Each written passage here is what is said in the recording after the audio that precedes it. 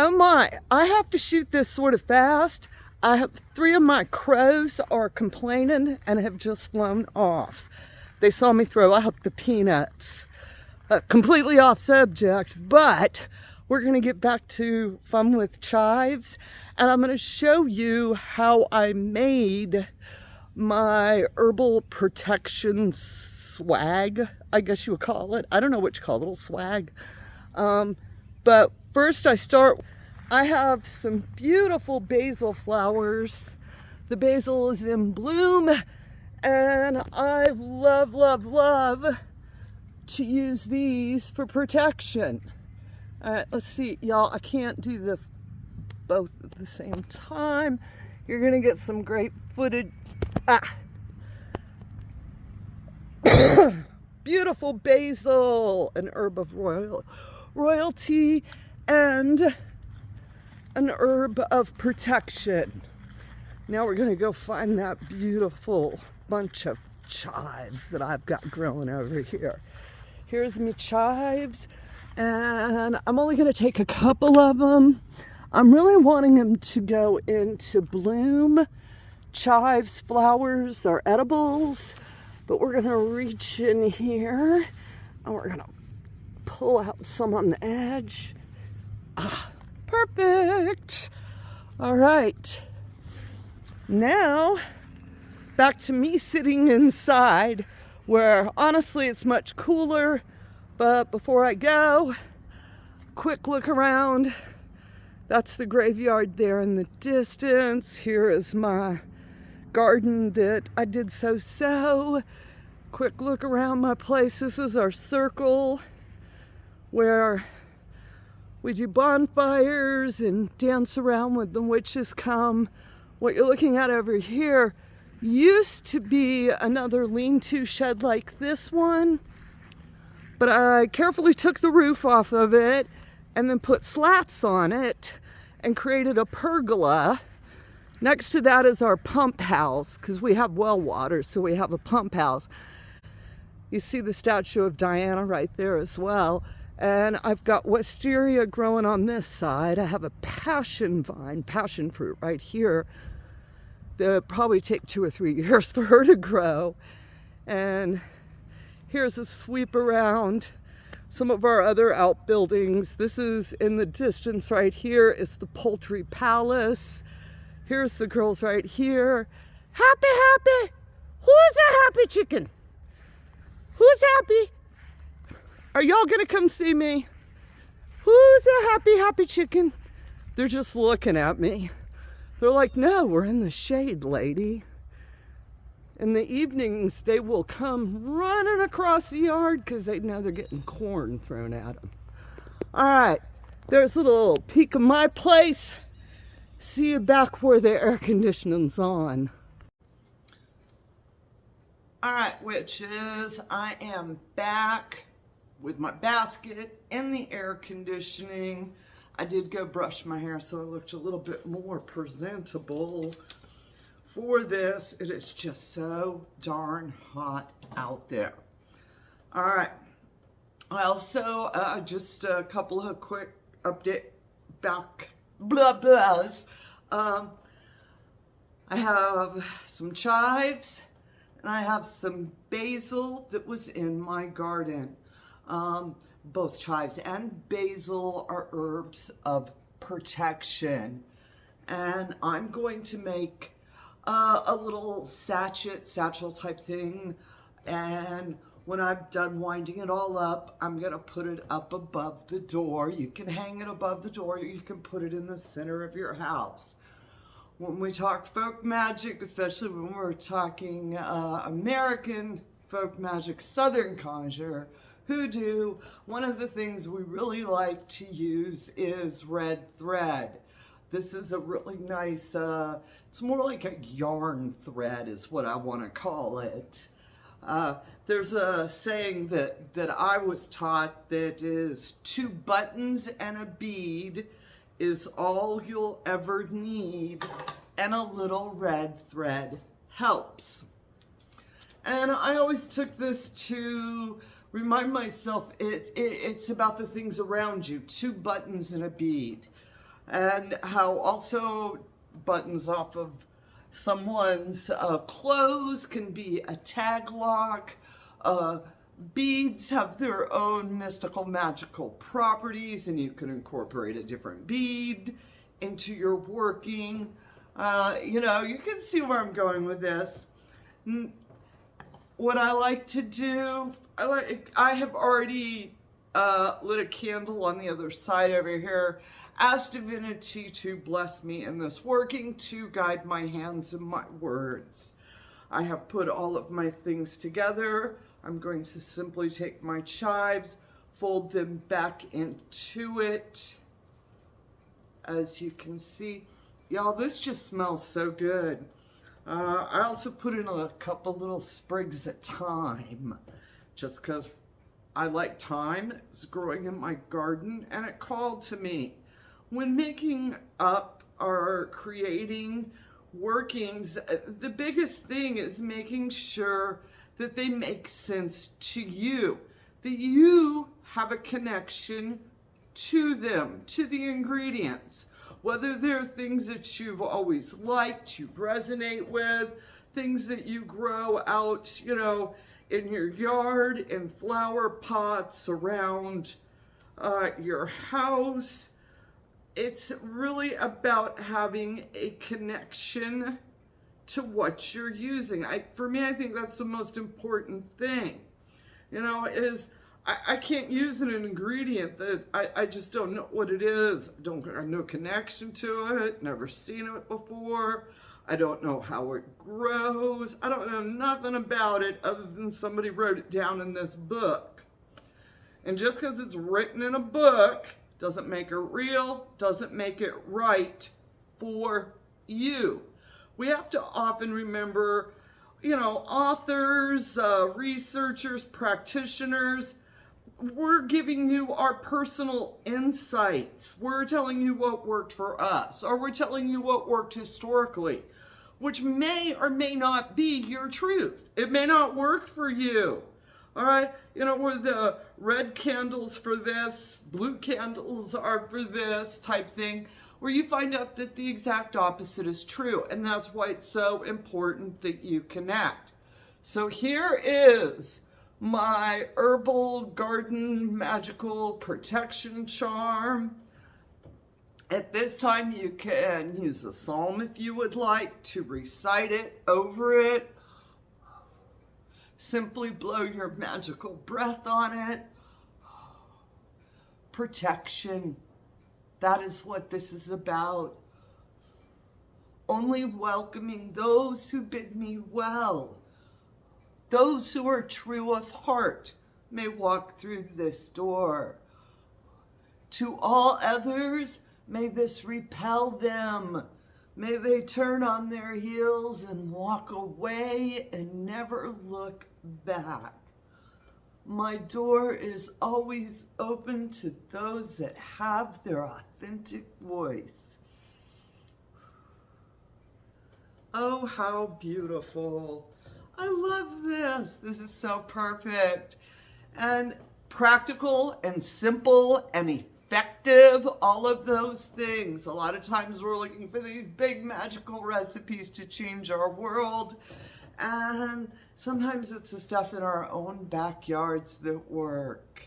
So witches, I really hope you enjoyed my magical charm. Now I'm going to talk a little bit about my life updates. As those of you, my wonderful folks that do follow along have realized, I'm not posting like I used to.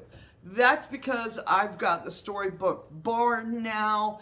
We are doing some major things here. This apartment's getting ready to go up for rental. We have 2 other sites we're working on. We're also building an extension at our residence. We're also moving fences around. We're finishing up the poultry palace. Y'all can see where I'm going with this. We're just a little busy. And I've also had this, I'm not going to say struggle, but this awareness for the past 1.5 years in my brain where I'm not just sure where I'm feeling. It's like the edges of my passion, the edges of my passion for the goddess, for spirituality, for dead things. The edge of my passion for magic feels like it's been just sort of nipped on a little. And how I am trying to figure that out. I thought it was because of the move, where coming from California back home here, the first year and a day, I did a video about feeling discombobulated and everything, and slowly peeling all those layers back into where my passion is. My passion, first of all, is for my magic, my spirituality, and also for my community, because my community's been so good to me. I've been in magic witchy community for over 40 years.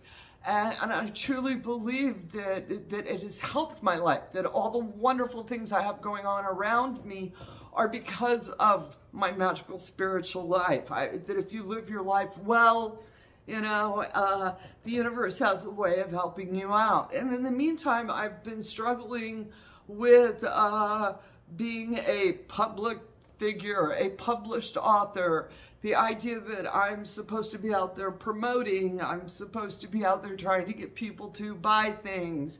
I've become part of corporate America, well, not America, global corporations, and which have identified the magic market as this multi-million-dollar industry where they look at our community and they're like, hey, they buy shit, let's sell them lots of stuff.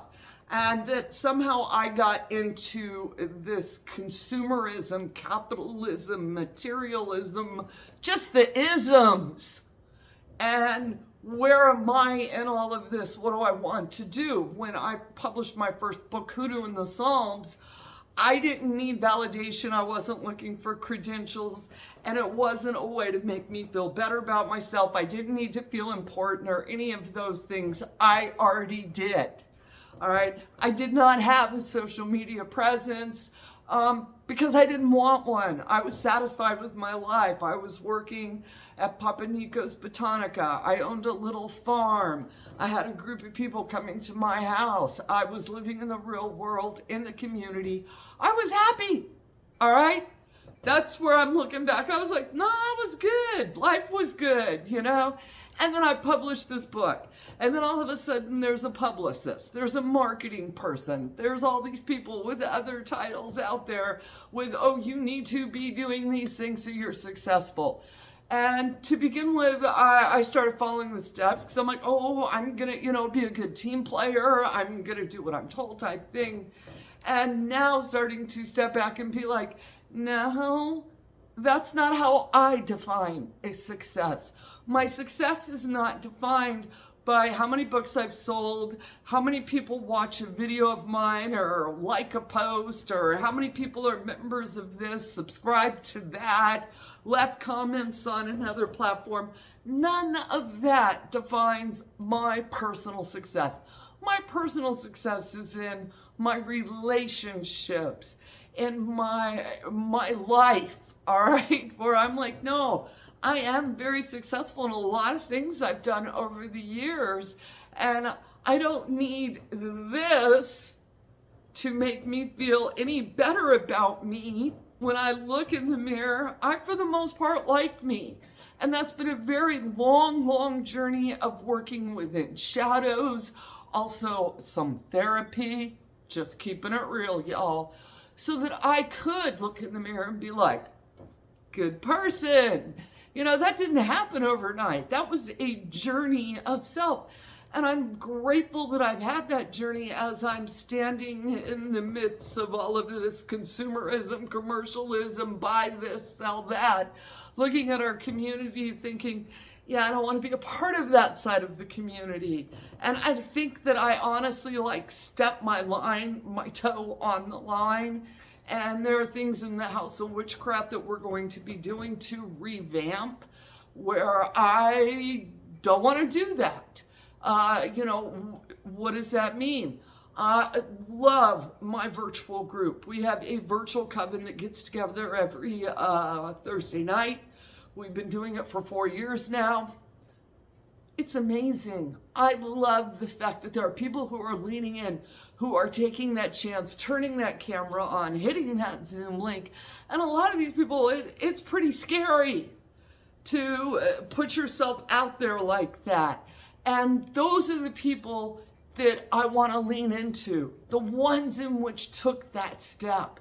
That, yeah, it was scary. Yeah, they were unsure. Yeah, they had all the broken record player demon in their head telling them they're not good enough. Somehow it's not going to work out. Nobody's going to like them. All that other crap.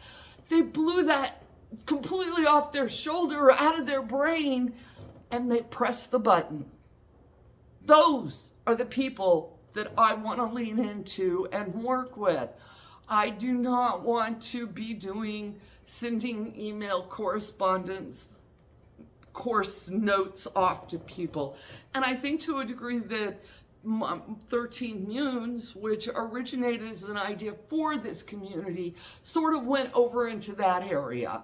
And I want to bring it back on track because it's very important to me to pass the magic to the next generation.